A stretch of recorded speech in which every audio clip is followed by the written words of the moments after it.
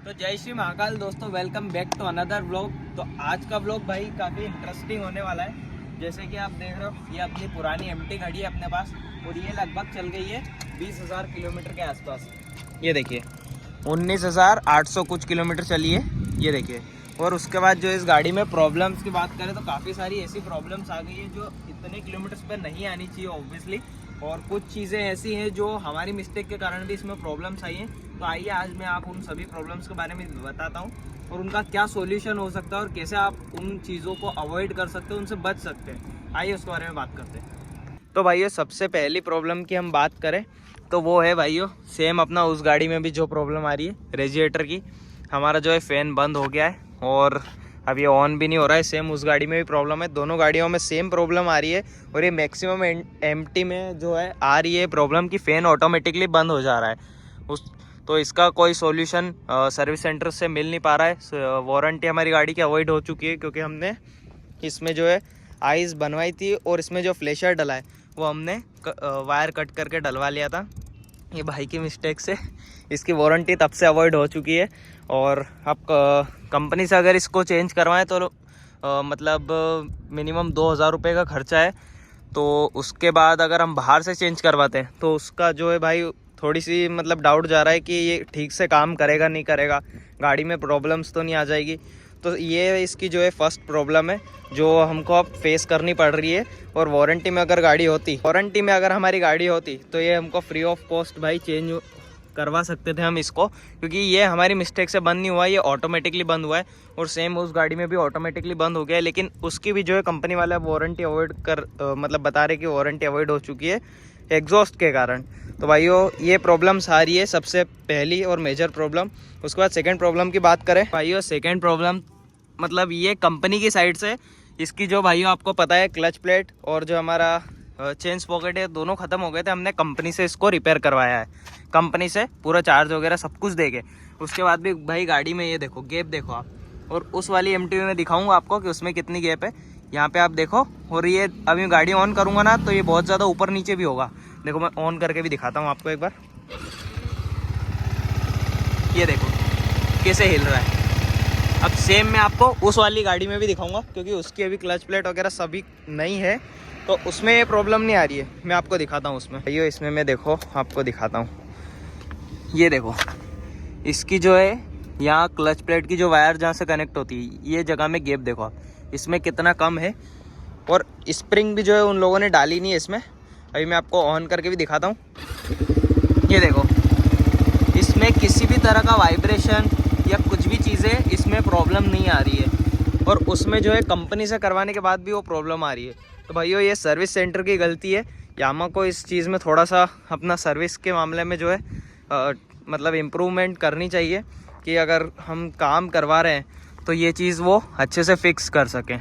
तो उसके बाद जो है गाड़ी जब हम ड्राइव कर रहे हैं मतलब जब चला रहे हैं तो गाड़ी पिकअप छोड़ रही है। मतलब ऐसा लग रहा है कि पेट्रोल जैसे ख़त्म हो जाता है और तब गाड़ी कैसे झटके लेती है वैसे झटके गाड़ी लेती है, पेट्रोल होने के बाद भी झटके ले रही है गाड़ी। और ये प्रॉब्लम जो है अभी अभी स्टार्ट हुई है, तो ऑटोमेटिकली हो गई। ये प्रॉब्लम भी हो सकता है क्लच प्लेट के कारण हो गई हो, क्योंकि क्लच प्लेट अगर कंपनी ने ऐसी डाली है तो हो सकता है उसमें कुछ ठीक से डली ना हो या प्लेसमेंट ना हुई हो। तो वो चीज़ भी इसमें जो है काफ़ी दिक्कत कर रही है, उसकी वीडियो मैं आपको दिखा देता हूँ। तो भाई मेरे हाथ में तो नहीं ले रही थी झटके, अभी देखना रुद्र के हाथ में लेगी झटके।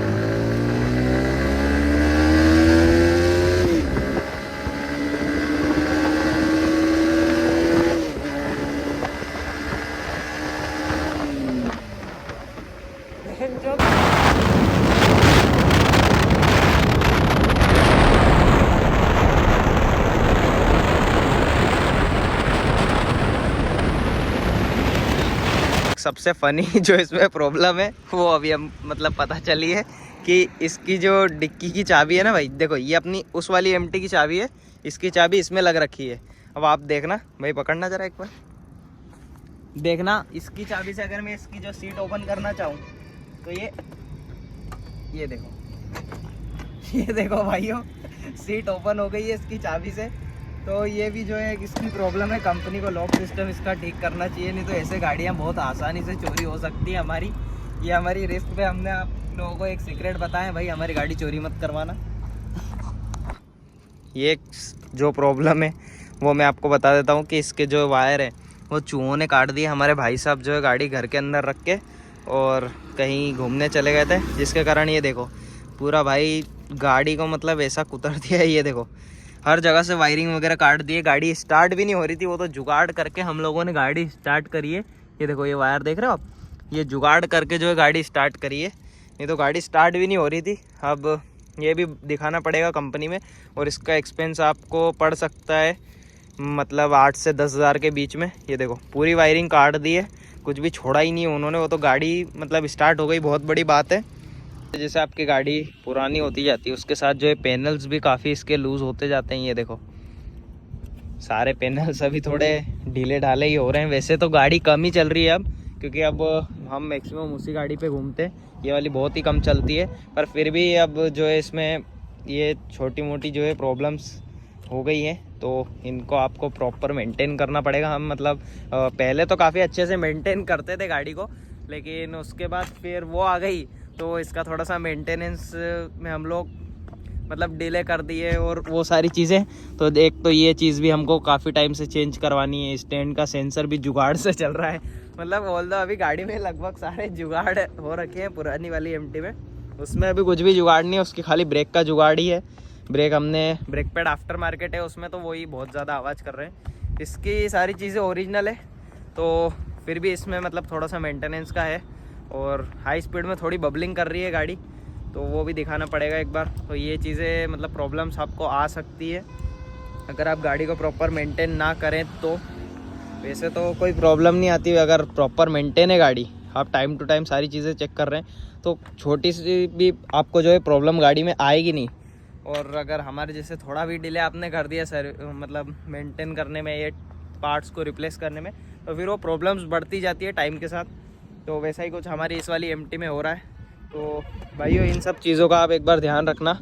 और बाकी सुंदर तो लगती है यार गाड़ी, ये देखो कैसी बढ़िया लग रही है, लुक का तो तोड़ नहीं है गाड़ी का। और ठीक है भाइयों, आज तो यही छोटे मोटे मेंटेनेंस की जो आपको चीज़ें चेक करवानी पड़ेगी टाइम टू टाइम। हम लोगों को भी अभी जो है ये चीज़ें ठीक करवानी पड़ेगी, तो इसको सर्विस सेंटर पे डालेंगे। और बाकी अगर वो क्लच प्लेट का, तो भाई सर्विस सेंटर वालों की गलती के कारण जो है अभी प्रॉब्लम आ रही है इसमें। मतलब गाड़ी टॉप स्पीड भी अचीव नहीं कर पा रही, टॉप तो छोड़ो 100 भी अचीव नहीं कर पा रही है। उसको अगर स्मूथली चला के ले जा रहे हैं तो 100 भी अचीव नहीं कर पा रही, मतलब खींचना पड़ेगा आरपीएम तक, उसके पूरे लिमिटर तक ले जाएंगे तब जाके वो 90-100 टच हो पा रही है। और वो वाली गाड़ी अपनी डबल भी बैठते हैं ना, क्योंकि वो नहीं है उसमें, अगर डबल भी बैठ जाते हैं पिलियन के साथ भी राइड करते हैं तो 100-110 आराम से आप क्रूज़ कर सकते हो। ये तो 100 भी नहीं पहुंच पा रही है। और इसका सबसे बड़ा प्रॉब्लम मुझे जो लग रहा है वो भाई क्लच प्लेट का ही है, क्योंकि उसके पहले तो गाड़ी भाई इतनी मतलब बढ़िया चलती थी, मतलब अपनी नई वाली एमटी को हरा देती थी वो ड्रैग रेस वगैरह में।